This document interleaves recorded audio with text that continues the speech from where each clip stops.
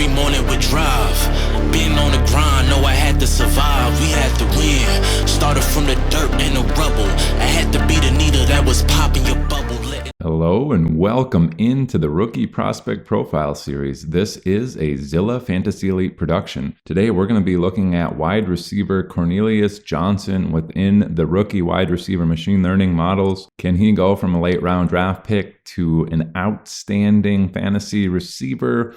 Our machine learning models deliver their verdicts. Stay tuned to see the answers. Cornelius Johnson comes in being a 7th round draft pick of the Los Angeles Chargers, pick number 253 overall. He actually comes in at 6'3", 212 pounds, so pretty big guy there. Kind of interesting, they took Ladd McConkey in the 2nd round, more of a smaller, quicker, better route runner. And then in the late rounds, they took Brendan Rice and Cornelius Johnson, who are a little bit bigger. Brendan Rice, a little bit bigger, ran like a 4.50 in the 40-yard dash. Cornelius Johnson, even bigger at 6'3", 212, and he ran a 4.44 in the 40-yard dash. 37.5-inch vertical is decent.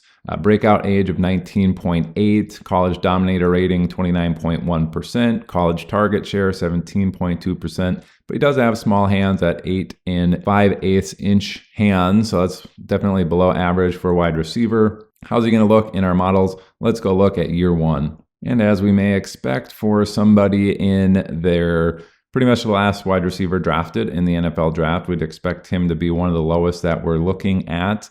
We do have 6 undrafted free agents and 41 wide receivers overall, so he's hovering around the bottom of the list here.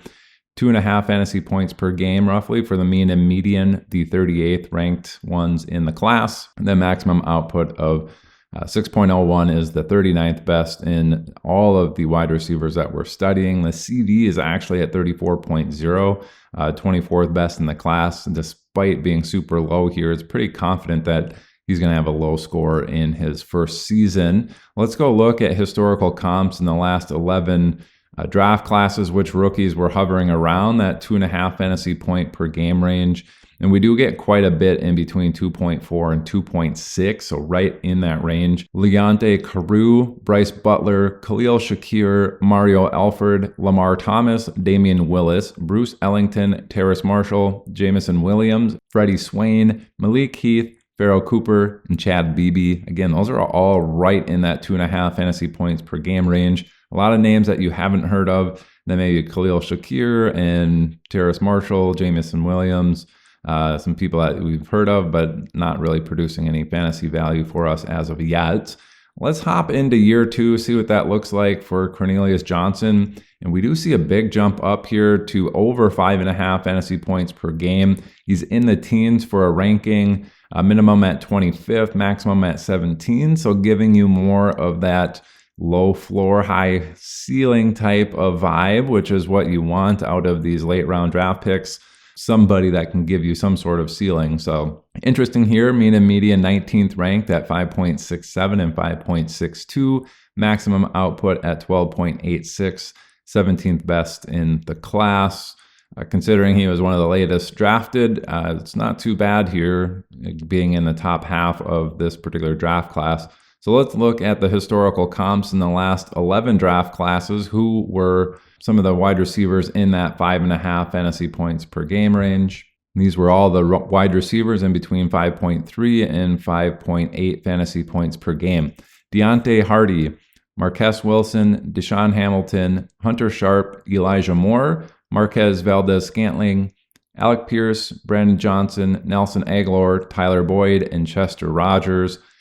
Some interesting names in there that ended up producing later on. Nelson Aguilar, Tyler Boyd have been fantasy relevant there.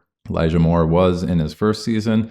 We'll see what happens here moving on. But otherwise, a list of people not super great, which is pretty much expected. The 12.86, though, if he reaches his ceiling, a 1,000th out of 1,000 outcome, he's looking at a top 40 year 2 output within the last 11 draft classes. Cam Meredith and Christian Kirk both hit 12.8, which is right in that range. 12.92 was Darnell Mooney, and then Sterling Shepard, Tyrell Williams at 13.1, 13.6. And then a little bit lower than that, George Pickens, 12.28, chosen Robbie Anderson and Keenan Allen at 12.5. And then last year, Garrett Wilson hit 12.54.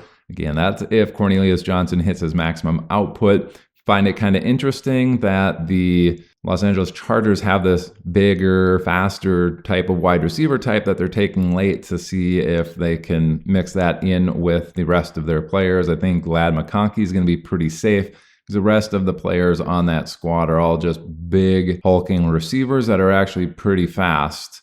So we got Semi Fehoko, really big and fast guy there, probably more of a special teamers. Quentin Johnston, last year's first-round draft pick, bigger and a little bit faster in that 4.5 range. Josh Palmer, more of a bigger guy, right in that 4.5 range as well. And then these two guys that they drafted late. Ladd McConkey's kind of the outlier, which I think he's one of those guys that's going to see one of their, 75th to maximum percentile outcomes in year one. But Cornelius Johnson certainly has a route to play some meaningful snaps, especially if he starts impressing in camp. With that jump up in year two, are we going to see something similar into year three? And unfortunately not. We see him take a step back here, both in nominal numbers and the rankings, as you would expect. Mean and median at 4.39 and 4.11 are the 27th and 28th ranked respectively in the class. Maximum output at 11.09 is the 28th best in the class as well.